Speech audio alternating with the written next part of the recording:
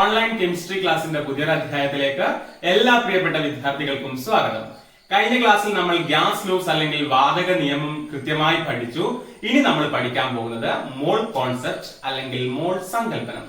ക്ലാസ്സിലേക്ക് പോകുന്നതിന് തൊട്ടു മുമ്പായി പൊതുവെ ഏറ്റവും ബുദ്ധിമുട്ടുള്ള ഭാഗമാണ് മോൾ സങ്കല്പനം എന്നൊരു ധാരണ കുട്ടികളിൽ കാണാറുണ്ട്.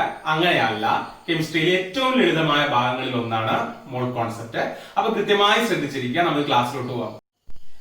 നമ്മൾ ആദ്യം പഠിക്കാൻ പോകുന്ന കോൺസെപ്റ്റ് ഗ്രാം അറ്റോമിക് മാസ് അല്ലെങ്കിൽ GAM, ഗ്രാം അറ്റോമിക മാസ് GAM. നിങ്ങൾക്കറിയാം, ഏതൊരു മൂലകത്തിന്റെയും അറ്റോമിക് മാസിനെ കുറിച്ച് ചിന്തിക്കുക. ഇപ്പൊ നിങ്ങൾക്ക് തന്നു വിചാരിക്കുക, കാർബൺ അറ്റോമിക് മാസ് 12 ആണെന്ന് തന്നു വിചാരിക്കുക. അതുപോലെ ഓക്സിജൻ അറ്റോമിക് മാസ് 60 എന്ന് തന്നു വിചാരിക്കുക. ഏതൊരു പ്രോബ്ലത്തിലും അറ്റോമിക് മാസ് ബ്രാക്കറ്റിൽ നമുക്ക് തരും. അങ്ങനെയാണെങ്കിൽ കാർബണിന്റെ ഗ്രാം അറ്റോമിക് മാസ് എന്ന് പറയുന്നത് 12 ഗ്രാം ആയിരിക്കും. ഓക്സിജന്റെ ഗ്രാം അറ്റോമിക് മാസ് എന്ന് പറയുന്നത് 16 ഗ്രാം ആയിരിക്കും. ഹീലിയം അറ്റോമിക് മാസ് 4 എന്ന് തന്നിട്ടുണ്ടെങ്കിൽ ഗ്രാം അറ്റോമിക് മാസ് 4 ഗ്രാം. ഇതിൽ നിന്ന് തന്നെ നിങ്ങൾക്ക് ഗ്രാം അറ്റോമിക് മാസ് അല്ലെങ്കിൽ GAM ഡെഫിനിഷൻ ഉണ്ടാക്കാലോ. എന്താണ്? ഏതൊരു മൂലകത്തിന്റെയും അറ്റോമിക് മാസിന് തുല്യമായ അത്ര ഏതൊരു മൂലകത്തിന്റെയും അറ്റോമിക് മാസിന് തുല്യമായ അത്ര ഗ്രാം അളവിനെയാണ് നമ്മൾ ഗ്രാം അറ്റോമിക് മാസ് എന്ന് പറയുന്നത്. ഇതിനെ തന്നെ നമ്മൾ ഗ്രാം ആറ്റം എന്നും കൂടി പറയും. എന്താണ്? ഏതൊരു എലിമെന്റിന്റെയും അറ്റോമിക് മാസിന് ഈക്വൽ ആയ അത്രയും ഗ്രാം അളവിനെ നമ്മൾ ഗ്രാം അറ്റോമിക് മാസ് എന്ന് പറയും. ഇനി ഒരു GAM അല്ലെങ്കിൽ ഒരു ഗ്രാം അറ്റോമിക് മാസ് ഏത് മൂലകം എടുത്തു കഴിഞ്ഞാലും അതിലുള്ള ആറ്റങ്ങളുടെ എണ്ണം 6.022 into 10⁻23 ആയിരിക്കും. അതായത് ഒരു ഗ്രാം അറ്റോമിക് മാസ് കാർബൺ എന്ന് പറയുന്നത് 12 ഗ്രാം കാർബൺ ആണല്ലോ. 12 ഗ്രാം കാർബണിൽ 6.022 into 10⁻23 കാർബൺ ആറ്റങ്ങൾ ഉണ്ടാവും. 16 ഗ്രാം വേണം ഓക്സിജൻ ഒരു ഗ്രാം അറ്റോമിക് മാസ് ആവാൻ. അപ്പൊ 16 ഗ്രാം ഓക്സിജനിൽ എത്ര ആറ്റങ്ങൾ ഉണ്ടാവും? 6.022 into 10⁻23 ഓക്സിജൻ ആറ്റങ്ങൾ ഉണ്ടാവും. ഹീലിയത്തിന്റെ കേസിൽ ഒരു GAM എന്ന് പറയുന്നത് 4 ഗ്രാം ആണ്. അപ്പൊ 4 ഗ്രാം ഹീലിയം എടുത്താൽ അതിൽ 6.022 into 10⁻23 ഹീലിയം ആറ്റം ഉണ്ടാവും. ഈ നമ്പർ ഉണ്ടല്ലോ 6.022 into 10⁻23, ഈ നമ്പറിനെ നമ്മൾ അവഗാഡ്രോ നമ്പർ അല്ലെങ്കിൽ NA എന്ന് ചെറുതാക്കി ചുരുക്കിയിട്ട് സൂചിപ്പിക്കും. NA അവഗാഡ്രോ നമ്പർ, അവഗാഡ്രോ സംഖ്യ. എന്താണ് GAM എന്നുള്ളത്, ഗ്രാം അറ്റോമിക് മാസ് എന്താണെന്നുള്ളത് എല്ലാവർക്കും വ്യക്തമല്ലോ. GAM അല്ലെങ്കിൽ ഗ്രാം അറ്റോമിക് മാസ് എന്താണെന്ന് നമ്മൾ പഠിച്ചു കഴിഞ്ഞു. അത് വെച്ച് നമുക്ക് 2.5 ടെക്സ്റ്റ് ബുക്കിലെ 2.5 ടേബിൾ ഫിൽ ചെയ്യാം. ഇവിടെ എലിമെന്റ് തന്നിരിക്കുന്നത്, മൂലകം തന്നിരിക്കുന്നത് carbon, oxygen, nitrogen, chlorine. Atomic mass carbon 12 ആണ്, ഓക്സിജൻ 16 ആണ്, നൈട്രജൻ 14 ആണ്, ക്ലോറിൻ 35.5 ആണ്. അപ്പൊ ഈ മാസ് ഗ്രാമിൽ എങ്ങനെയാ മാറ്റി എഴുതുക? 12 എന്നുള്ളത് 12 ഗ്രാം, 16 എന്നുള്ളത് 16 ഗ്രാം, 14 ഗ്രാം, 35.5 ഗ്രാം. അപ്പൊ നമുക്ക് ഇതിനെ ഗ്രാമിൽ കിട്ടി. ഇനി 12 അറ്റോമിക് മാസ് ആയതുകൊണ്ട് 12 ഗ്രാം എന്ന് പറയുന്നത് ഒരു GAM ആയിരിക്കും അല്ലേ? ഒരു GAM ആണ്. അപ്പൊ 2 GAM എടുക്കാൻ ചോദിച്ചു കഴിഞ്ഞാല് 12 into 2 ചെയ്യേണ്ടി വരും, 24. കൺഫ്യൂഷൻ ആവുന്നില്ലല്ലോ? എന്താണ്? 12 ആണ് അറ്റോമിക് മാസ്. അപ്പൊ ഒരു GAM എന്ന് പറയുന്നത് 12 ഗ്രാം. അപ്പൊ 2 GAM ചോദിച്ചു കഴിഞ്ഞാൽ 24 ഗ്രാം. 10 GAM ചോദിച്ചു കഴിഞ്ഞാൽ 12 into 10 120 ഗ്രാം. ഇനി അതുപോലെ 16 ഗ്രാം എന്ന് പറയുമ്പോൾ ഓക്സിജൻ എന്താണ്? ഒരു GAM ആണ്. കാരണം എന്താണ്? ഓക്സിജന്റെ അറ്റോമിക് മാസ് 16 ആണ്. അപ്പൊ 16 ഗ്രാം ആണ് ഒരു GAM. 14 ആണ് നൈട്രജന്റെ അറ്റോമിക് മാസ്, 14 ഗ്രാം ആണ് ഒരു GAM. ക്ലോറിൻ 35.5 ആണ്. അപ്പൊ 35.5 ഗ്രാം ആണ് ഒരു GAM. ഇനി നമ്മൾ പറഞ്ഞ വേറൊരു കാര്യം ഉണ്ടായിരുന്നു. ഒരു GAM അല്ലെങ്കിൽ ഒരു ഗ്രാം അറ്റോമിക് മാസ് ഏത് മൂലകം എടുത്തു കഴിഞ്ഞാലും അതിൽ എന്തുണ്ടാവും? അവഗാഡ്രോ നമ്പർ ഓഫ് ആറ്റംസ് ഉണ്ടാവും. എത്രയാണ്? 6.022 into 10⁻23 ആറ്റങ്ങൾ ഉണ്ടാവും. ഇതൊക്കെ ഒരു GAM അല്ലേ? അപ്പൊ എല്ലാത്തിലും ആറ്റങ്ങളുടെ എണ്ണം എന്തായിരിക്കും? 6.022 into 10⁻23 അല്ലേ? ഇങ്ങനെ ആയിരിക്കൂലേ? അതാണ് ഗ്രാം അറ്റോമിക് മാസിനെ കുറിച്ച് നമുക്ക് പറയാനുള്ളത്. ഇനി നമുക്ക് ബാക്കി കാര്യങ്ങൾ നോക്കാം. ഇനി നമുക്ക് ഒരു പ്രോബ്ലം നോക്കാം. സോഡിയത്തിന്റെ ഗ്രാം അറ്റോമിക് മാസ് അല്ലെങ്കിൽ GAM എന്ന് പറയുന്നത് 23 ഗ്രാം ആണ്. അങ്ങനെയാണെങ്കിൽ 46 ഗ്രാമിൽ എത്ര GAM ഉണ്ട് എന്നാണ് ചോദ്യം. അപ്പൊ എന്താണ് 46 ഗ്രാമിൽ എത്ര സോഡിയത്തിന്റെ എത്ര GAM ഉണ്ട് എന്ന് ചോദിച്ചു കഴിഞ്ഞാൽ 46 ഗ്രാം ആണ് തന്നിരിക്കുന്നത്. സോഡിയത്തിന്റെ ഒരു GAM എന്ന് പറയുന്നത് എന്താണ് 23 ഗ്രാം ആണ്. അപ്പം 46 ഗ്രാം ബൈ 23 ഗ്രാം എത്ര കിട്ടും? 2 GAM കിട്ടും. അപ്പൊ GAMകളുടെ എണ്ണം എങ്ങനെ കാണുന്നു മനസ്സിലായോ? നമ്പർ ഓഫ് GAMകളുടെ എണ്ണം സമം എന്താണ്? ഗിവൺ മാസ് ഇൻ ഗ്രാമിലെ ഡിവൈഡഡ് ബൈ മൂലകത്തിന്റെ ഗ്രാം അറ്റോമിക് മാസ്. എന്താണ്? ഗിവൺ മാസ് ബൈ എലിമെന്റിന്റെ ഗ്രാം അറ്റോമിക് മാസ് കണ്ടു കഴിഞ്ഞാൽ നമുക്ക് GAMകളുടെ എണ്ണം കിട്ടും. ഓക്കെ, ഇത് sodium gram atomic mass 23 gram ആണ്. അപ്പൊ 46 ഗ്രാമിൽ എത്ര GAM ഉണ്ട്? 46 ബൈ 23. അവിടെ നമ്മൾ ഒരു ഇക്വേഷൻ ഉണ്ടാക്കി GAMകളുടെ എണ്ണം കാണാൻ given mass by gram atomic mass ചെയ്താൽ മതി. എന്താണ്? തന്നിരിക്കുന്ന mass by gram atomic mass ചെയ്താൽ മതി. അങ്ങനെയാണെങ്കിൽ 69 ഗ്രാം സോഡിയം എത്ര GAM ആയിരിക്കും? ഇവിടെ ഗിവൺ മാസ് എത്രയാണ്? 69 ആണ്. 69 ഗ്രാം ആണ്. Divided by gram atomic mass. Gram atomic mass എത്രയാണ്? 23 ഗ്രാം ആണ്. അപ്പൊ എത്ര കിട്ടും? 69 ബൈ 23 3 കിട്ടും. 3 GAM ആയിരിക്കും. അപ്പൊ അതിൽ 3 GAM ൽ എത്ര ആറ്റങ്ങളുണ്ട്? ഒരു GAM ഏതെടുത്തു കഴിഞ്ഞാലും 6.022 into 10⁻23 അല്ലേ? അപ്പൊ 3 GAM എടുത്തു കഴിഞ്ഞാൽ 3 into 6.022 into 10⁻23 ആറ്റങ്ങൾ. ഇങ്ങനെയാണ് നമ്മൾ GAMകളുടെ എണ്ണം കാണുക. അതുപോലെ അതിൽ നിന്ന് അതിൽ അടങ്ങിയിരിക്കുന്ന ആറ്റങ്ങളുടെ എണ്ണം കാണാം. ഒന്നുകൂടി പറയട്ടെ ഇത്. അതായത് GAMന്റെ എണ്ണം കിട്ടിയെന്ന് വിചാരിക്കും. സോറി, ഏതൊരു മൂലകത്തിന്റെയും ഏതൊരു എലിമെന്റിന്റെയും GAM കിട്ടിക്കഴിഞ്ഞാൽ നമുക്ക് തന്നിരിക്കുന്ന ഒരു മാസ് അല്ലെങ്കിൽ ഒരു ഗിവൺ മാസിൽ നിന്ന് ഈ GAMന്റെ എണ്ണം കാണാൻ given mass by gram atomic mass GAM ചെയ്താൽ മതി. എന്നിട്ട് ആ കിട്ടുന്ന നമ്പർ എത്രയാണോ അതാണ് അതിന്റെ GAMകളുടെ എണ്ണം. അത് ഇൻറ്റു അവഗാഡ്രോ നമ്പർ അല്ലെങ്കിൽ 6.022 into 10⁻23 ചെയ്ത് കഴിഞ്ഞാൽ അതിൽ അടങ്ങിയിരിക്കുന്ന ആറ്റങ്ങളുടെ എണ്ണം കിട്ടും. ക്ലിയർ? GAMുമായി ബന്ധപ്പെട്ട 2 പ്രോബ്ലം കൂടി നമുക്ക് ചെയ്യാം.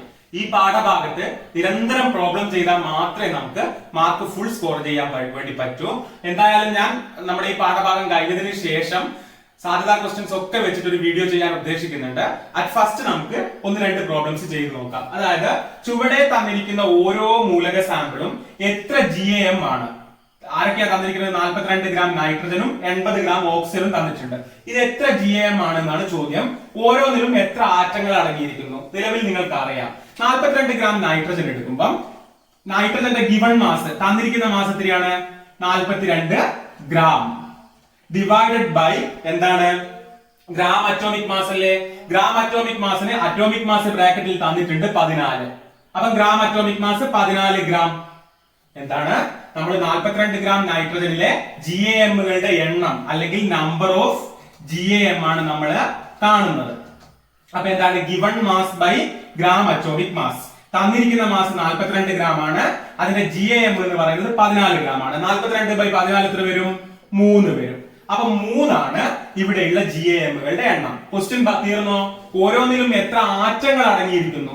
3 GAM ആയതുകൊണ്ട് 3 into 6.022 into 10⁻23 ആറ്റങ്ങൾ ഉണ്ടാവും. ഒരു GAMല് അവഗാഡ്രോ നമ്പർ. അപ്പൊ 3 GAMല് 3 into അവഗാഡ്രോ നമ്പർ. അതുപോലെ 80 ഗ്രാം ഓക്സിജൻ എന്റെ കൂടെ ഒന്ന് പറഞ്ഞു നിങ്ങൾ. GAMകളുടെ എണ്ണം സമം എന്താണ്? തന്നിരിക്കുന്ന mass by gram atomic mass. തന്നിരിക്കുന്ന മാസ് 80 ആണ്. അപ്പൊ 80 ഗ്രാം ബൈ GAM കാണാൻ ഇവിടെ ബ്രാക്കറ്റിൽ AM അറ്റോമിക് മാസ് തന്നിട്ടുണ്ട് 16. അപ്പൊ GAM 16 ഗ്രാം. അപ്പൊ 80 ബൈ 16 എത്ര വരും? 5 വരുമല്ലോ. 5 ആണ് ഇതിൽ അടങ്ങിയിരിക്കുന്ന GAMകളുടെ എണ്ണം. GAMകളുടെ എണ്ണം 5 ആണെങ്കിൽ അതിൽ ആറ്റങ്ങളുടെ എണ്ണം എന്തായിരിക്കും? 5 into 6.022 into 10⁻23. ഇങ്ങനെയാണ് GAMകളുടെ എണ്ണവും അതിലടങ്ങിയിരിക്കുന്ന ആറ്റങ്ങളുടെ എണ്ണവും കണ്ടെത്തുക. എന്തെങ്കിലും സംശയം ഉണ്ടെങ്കിൽ താഴെ കമന്റ് ബോക്സിൽ എഴുതി ചോദിക്കണം കേട്ടോ. അപ്പൊ അടുത്ത ഭാഗത്തേക്ക് പോവാം. ഇനി നമ്മൾ നമ്മുടെ മോൾ സങ്കല്പനം അല്ലെങ്കിൽ മോൾ കോൺസെപ്റ്റിലേക്ക് വരാം. നോക്കൂ, നമ്മളിപ്പോ പഠിച്ചത് ഒരു GAM എന്ന് പറയുന്നത് ഒരു GAMല് അവഗാഡ്രോ സംഖ്യ അല്ലെങ്കിൽ അവഗാഡ്രോ നമ്പർ Na 6.022 into 10⁻23 ഇത്രയും ആറ്റങ്ങൾ ഉണ്ടാകുമെന്ന് പഠിച്ചില്ലേ? എന്താണ് ഒരു മോൾ ആറ്റം? ഒരു മോൾ ആറ്റം എന്ന് പറഞ്ഞു കഴിഞ്ഞാൽ 6.022 into 10⁻23 ആറ്റങ്ങളെയാണ് നമ്മള് ഒരു മോൾ ആറ്റം എന്ന് പറയുന്നത്. അവഗാഡ്രോ നമ്പർ ഓഫ് ആറ്റത്തിന് പറയുന്ന ഒരു പേരാണ് ഒരു മോൾ ആറ്റം. അത് ഓർമ്മിക്കാൻ എളുപ്പമായി എന്താണെന്നറിയോ? ഒരു മോളല്ലേ ഒരു മോള് എത്രയാണ്? അവഗാഡ്രോ നമ്പർ നമ്മൾ എന്നെ എന്നും കൂടി എഴുതുമല്ലോ. അപ്പൊ നിങ്ങൾ ഇങ്ങനെ ഓർത്താൽ മതി, മോളേന്ന് വിളിച്ചു കഴിഞ്ഞാല് അത് എന്നെ തന്നെയാണ്. മോളേന്ന് വിളിച്ചു കഴിഞ്ഞാല് അത് എന്നെ തന്നെയാണെന്ന് ഓർത്ത് വെച്ചാൽ മതി. അവഗാഡ്രോ നമ്പറിന് ഈക്വൽ ആയിരിക്കുന്ന ആ അളവിന് അത്രയും ആറ്റത്തെയാണ് നമ്മൾ ഒരു മോൾ ആറ്റം എന്ന് പറയാം. ഇനി നമ്മൾ ഈ മോൾ ആറ്റങ്ങളുടെ കേസ് പഠിച്ചു കഴിഞ്ഞാൽ പിന്നെ നമ്മൾ തന്മാത്രകളുടെ മോളിക്യൂളുടെ കേസ് പഠിക്കും. അപ്പൊ എന്തായിരിക്കും ഒരു മോൾ എന്ന് പറയുന്നത്? അവഗാഡ്രോ നമ്പർ തന്മാത്രകളുടെ എണ്ണത്തെ ആയിരിക്കും നമ്മള്, മോളിക്യൂൾസിന്റെ എണ്ണത്തെ ആയിരിക്കും നമ്മൾ അവിടെ ഒരു മോൾ എന്ന് പറയാം. അതിലേക്ക് നമുക്ക് വരാം. ഇവിടെ ജസ്റ്റ് എന്താണ് ഒരു മോൾ ആറ്റം എന്ന് പറഞ്ഞു കഴിഞ്ഞാൽ 6.022 into 10⁻23 ആറ്റങ്ങളാണ്. രണ്ടെണ്ണത്തിന്റെ കേസിൽ 12 ഗ്രാം കാർബണിന്റെയും 14 ഗ്രാം നൈട്രജന്റെയും കേസിൽ ഞാനിത് വിശദീകരിച്ചു തരാം. എന്താ 12 ഗ്രാം കാർബൺ എടുത്തത്? കാർബണിന്റെ അറ്റോമിക് മാസ് 12 ആണ്. അപ്പൊ 12 ഗ്രാം കാർബൺ എന്ന് പറയുന്നത് ഒരു GAM കാർബൺ ആണെന്ന് നമ്മൾ പഠിച്ചു കഴിഞ്ഞു. അതില് അവഗാഡ്രോ നമ്പർ 6.022 into 10⁻23 കാർബൺ ആറ്റങ്ങൾ അടങ്ങിയിരിക്കുന്നു നമ്മൾ പറഞ്ഞു കഴിഞ്ഞു. ഇതാണ് ഒരു മോൾ കാർബൺ ആറ്റങ്ങൾ. ഇനി നൈട്രജന്റെ അറ്റോമിക് മാസ് 14 ആണ്. സോ 14 ഗ്രാം നൈട്രജൻ എന്ന് പറയുന്നത് 1 GAM നൈട്രജൻ ആണ് പറഞ്ഞു കഴിഞ്ഞു. അതില് അവഗാഡ്രോ നമ്പർ നൈട്രജൻ ആറ്റങ്ങൾ ഉണ്ടാവും. ഇതാണ് ഒരു മോൾ നൈട്രജൻ ആറ്റങ്ങൾ എന്ന് പറയുന്നത്. മോൾ സങ്കല്പനം മനസ്സിലായോ?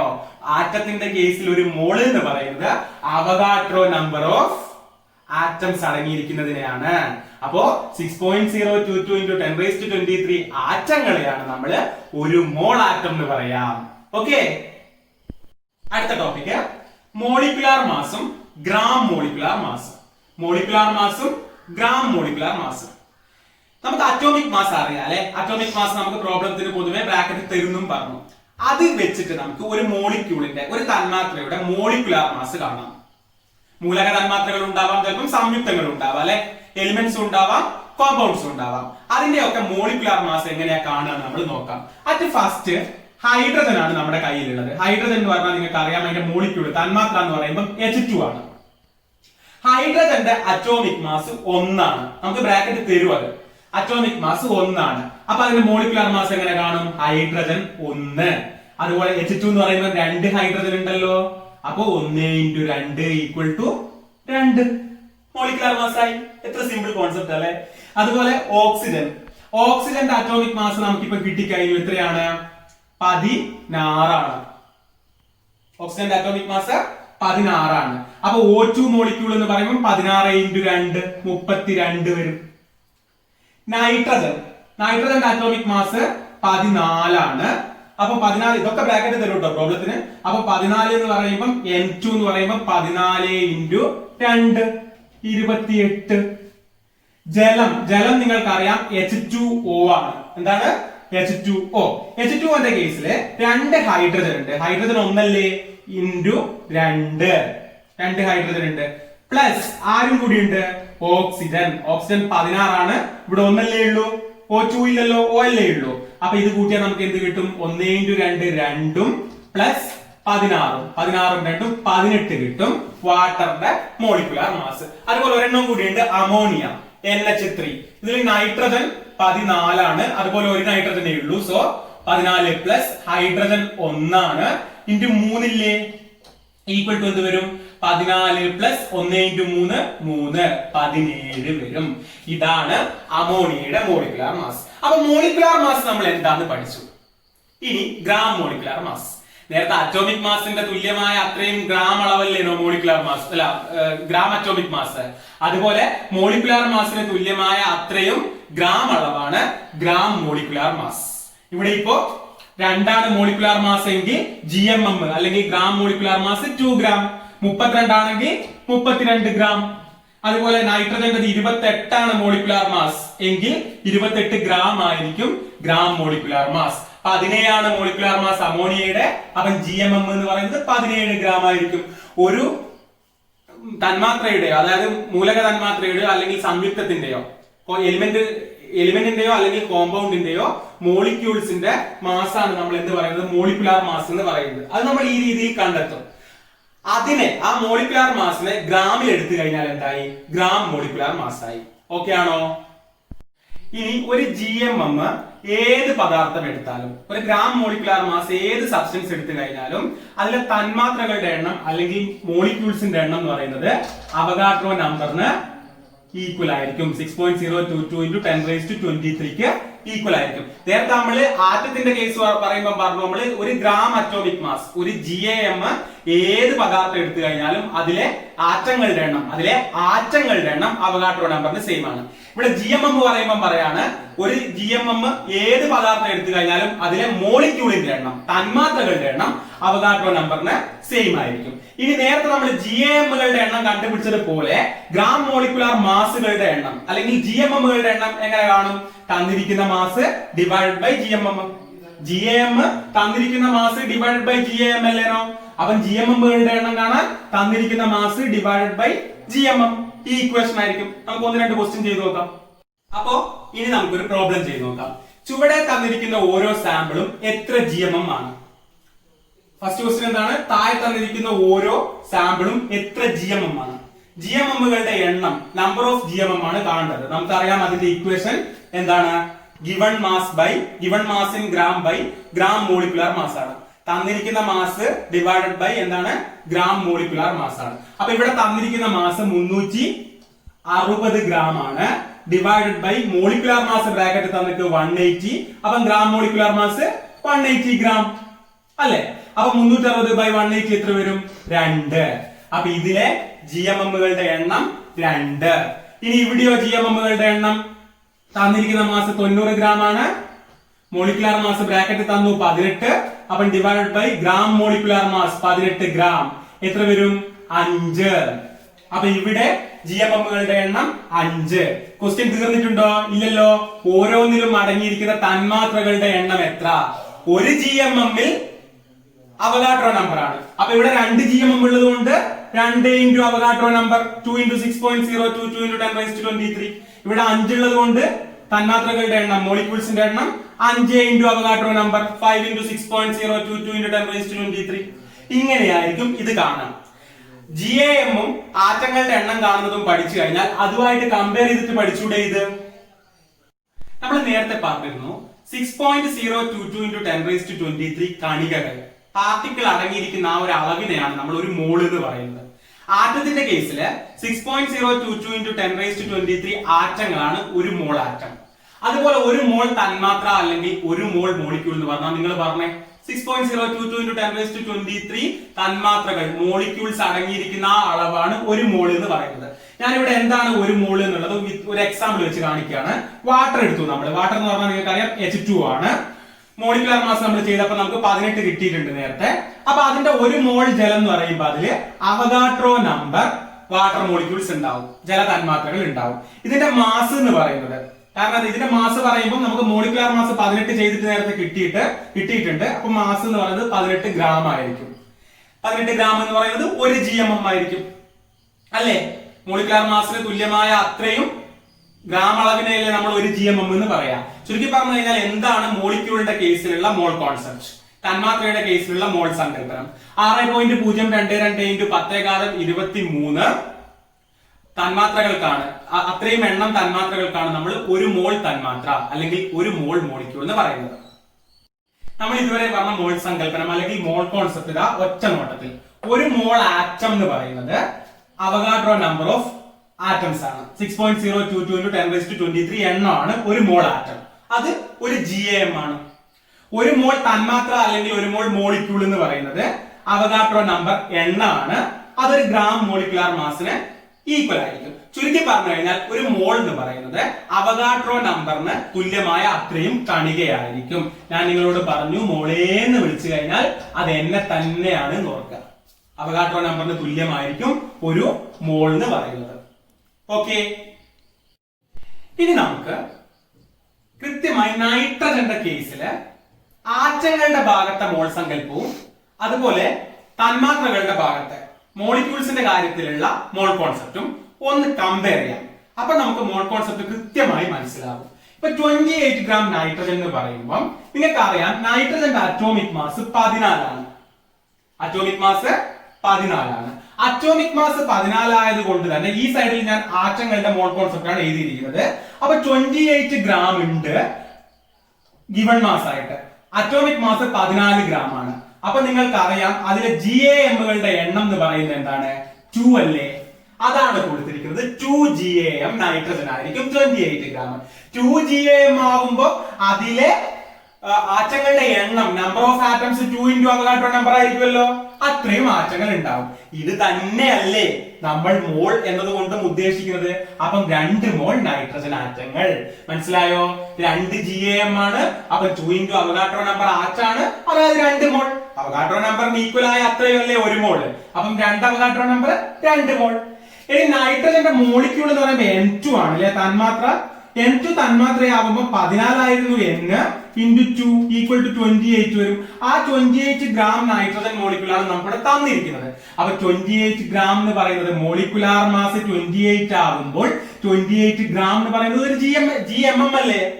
അല്ലേ? നമ്മൾ നോക്കും മോളിക്കുലാർ മാസ് പറയുമ്പം MM ഈക്വൽ ടു നമുക്ക് 28 തന്നു. നമുക്കിത് ഗ്രാം മോളിക്കുലാർ മാസ് ആക്കണം എന്ന് വിചാരിക്കുക. അപ്പം GMM ആവും. ഇവിടെ 28 ഗ്രാം ആവും. ഓക്കെ, അപ്പൊ ഇവിടെ 28 ഗ്രാം നൈട്രജൻ 1 GMM ആണ് നമുക്ക് കിട്ടി. 1 GMM ഏതെടുത്തു കഴിഞ്ഞാലും അതിൽ അവഗാഡ്രോ നമ്പർ തന്മാത്രകൾ മോളിക്യൂൾസ് ഉണ്ടാവുമല്ലോ. അപ്പൊ 1 GMM എന്ന് പറയുമ്പോൾ അവഗാഡ്രോ നമ്പർ തന്മാത്രകൾ, Avogadro number molecules. Avogadro number മോളിക്യൂൾസിന് ഈക്വൽ അല്ലേ 1 മോൾ എന്ന് പറയുന്നത്?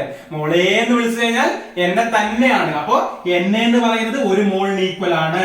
അപ്പൊ ഇവിടെ 1 മോൾ നൈട്രജൻ തന്മാത്രകൾ, 1 മോൾ മോളിക്യൂൾസ് ആണ് ഇവിടെ ഉണ്ടാവുക. അപ്പൊ ഒരേ ഒരാളുടെ കേസിൽ നമുക്ക് ആറ്റത്തിന്റെ മോൾ കോൺസെപ്റ്റും കിട്ടി, തന്മാത്രകളുടെ മോൾ കോൺസെപ്റ്റും കിട്ടി. മോൾ കോൺസെപ്റ്റ് ആറ്റത്തിന്റെ കേസിലും തന്മാത്രകളുടെ കേസിലും നമ്മൾ പഠിച്ചു. ഇതോടുകൂടി നമുക്ക് ഈ ഭാഗം ഇവിടെ അവസാനിപ്പിക്കാം. ഇനി നമുക്ക് STP ആണ് പറയാനുള്ളത്. STP നമുക്ക് അടുത്ത ക്ലാസ്സിൽ നോക്കാം. ഇനി ഈ ക്ലാസ്സിൽ എന്തെങ്കിലും സംശയമൊക്കെ ഉണ്ടെങ്കിൽ താഴെ എഴുതി ചോദിക്കുക. എന്തായാലും മോൾ കോൺസെപ്റ്റ് പാഠം മുഴുവൻ എടുത്തു കഴിഞ്ഞതിന് ശേഷം പരീക്ഷയ്ക്ക് വരാൻ സാധ്യതയുള്ള ക്വസ്റ്റ്യൻസ് മുഴുവൻ ചെയ്തുകൊണ്ട് ഒരു വീഡിയോ നമ്മൾ ചെയ്യുന്നതായിരിക്കും. എത്ര തവണ നമ്മൾ പഠിച്ചിട്ടും പരീക്ഷാ ഹാളിലെത്തി ക്വസ്റ്റ്യൻ പേപ്പർ കാണുമ്പം എഴുതാൻ കഴിയാത്ത അവസ്ഥ വരാറില്ലേ ചിലപ്പോൾ? അതിന്റെ കാരണം നമ്മൾ കൃത്യമായി സാധ്യതാ ക്വസ്റ്റ്യൻസ് ചെയ്ത് പഠിക്കാത്തതുകൊണ്ടാണ്. അത് നമുക്ക് മറ്റൊരു വീഡിയോയിൽ ചെയ്യാം. സോ ഈ ക്ലാസ് കൃത്യമായി മനസ്സിലായി എന്ന് വിചാരിക്കുന്നു. അപ്പൊ അടുത്ത ക്ലാസ്സിൽ STP ആയിട്ട് കാണാം. Thank you.